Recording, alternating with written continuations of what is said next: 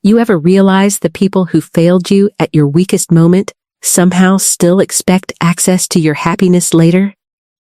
Because honestly, that's exactly what hit me the day my mother stood in my kitchen, holding my newborn son, crying, saying she deserved to be part of his life. And all I could think about was one sentence. Call a cab. That's what my parents told me while I was in labor. Not joking, not exaggerating. Actually in labor. Contractions 6 minutes apart. Terrified. Alone. And the two people who spent my entire childhood talking about family first couldn't even drive me to the hospital. But somehow, months later, my mother suddenly wanted to play Grandma of the Year. Now trust me, by the time I finally told her the truth about what that night did to me emotionally, she stopped crying real fast. But before I tell you about that conversation, you need to understand something important. People don't usually become emotionally abandoned overnight. It starts slowly. Small disappointments. Conditional love. Feeling like your needs are inconvenient. And honestly, by the time I went into labor, I should have already known exactly how my parents would respond.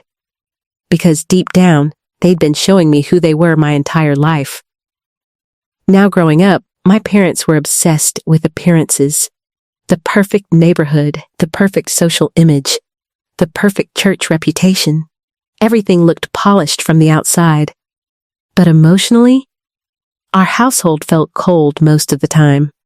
Especially after my older brother became the obvious favorite. Now my brother could do no wrong. Didn't matter what happened. Bad grades, excuses, money problems, my parents helped instantly. Relationship drama? Everybody rushed to support him emotionally. Meanwhile, I learned very young that needing help made me dramatic. That word followed me constantly. Too emotional, too sensitive, too needy.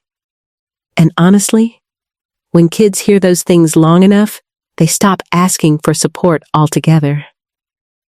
Now, one thing that genuinely helped me survive emotionally during those years was fitness.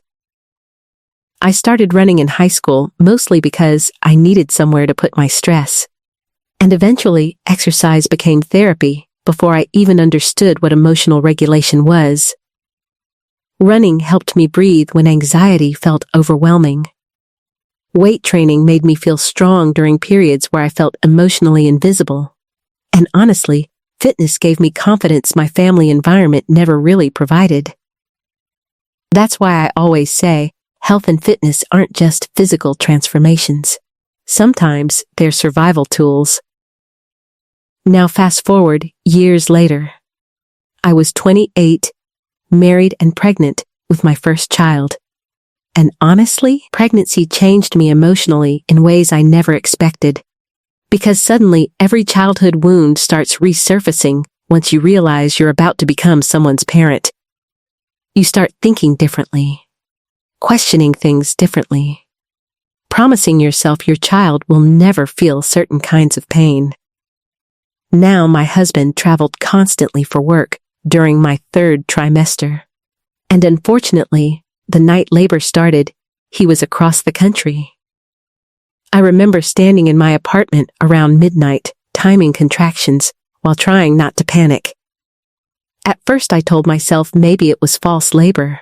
But deep down, I knew. This was happening. Now eventually contractions got stronger fast. And, honestly, fear started taking over because no matter how prepared you think you are, there's something terrifying about realizing you're about to bring a human life into the world. Alone. So I called my parents, and trust me, I still remember every detail of that conversation. My mother answered sounding annoyed because I woke them up. I explained contractions had started, that I needed help getting to the hospital. And after a pause, my father's voice came through the phone. Cold. Irritated. Can't you just call a cab? Honestly, for a second I thought I misheard him. I said I was scared, that contractions were getting closer together, and then my mother sighed heavily and said something I'll never forget. We can't sit in a hospital all night. Just take an Uber. That sentence broke something inside me permanently. Because in that moment, I stopped feeling like their daughter emotionally. I felt like an inconvenience. Now here's the part that still hurts most. I actually apologized before hanging up, apologized. While in labor. That's what emotionally neglected kids often grow into. Adults who apologize for needing basic care. Now after the call ended, I sat on my kitchen floor, crying through contractions, trying to steady my breathing. And honestly, fitness training helped me more than anything in that moment. Years of controlled breathing during difficult workouts suddenly mattered. I focused on rhythm, breath control, mental composure, one contraction at a time. And eventually, I called a cab exactly like they suggested. Now the driver who picked me up looked more concerned than my own parents had. He helped me into the car carefully, asked if I needed water, kept trying to distract me during contractions because he could tell I was terrified. A complete stranger showed me more compassion in 20 minutes than my parents showed all night. Think about that. Now, by the time I reached the hospital, labor was progressing rapidly. And honestly, I've never felt loneliness like that before, watching other women surrounded by family while I sat there alone, trying not to panic emotionally. No mother holding my hand, no reassuring parent, just silence. Now eventually my husband made it back, barely before delivery. And honestly, the second he walked into that hospital room, I broke down crying from relief. Not because labor hurt physically, because emotionally I realized who truly showed up for me when it mattered. Now after my son Noah was born, something shifted inside me permanently. Because the second I held him, I understood love differently. Protective love. The kind that says, I will never let you feel abandoned if I can help it.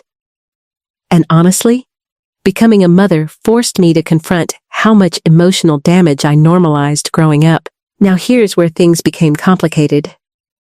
After Noah was born, my parents suddenly wanted involvement. Pictures, visits, social media posts about becoming grandparents. And honestly, watching them perform excitement publicly after abandoning me during labor made me furious internally. Especially my mother. Because suddenly she wanted constant access to the baby. Calling daily. Showing up unexpectedly. Acting emotionally attached in ways she never consistently acted toward me. Now initially, I tried keeping peace. I told myself maybe becoming grandparents changed them somehow.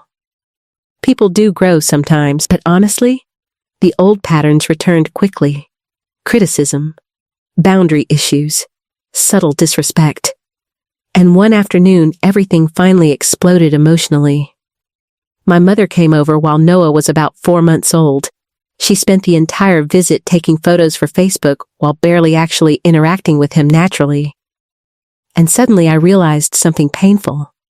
She didn't want connection. She wanted the image of connection, the performance.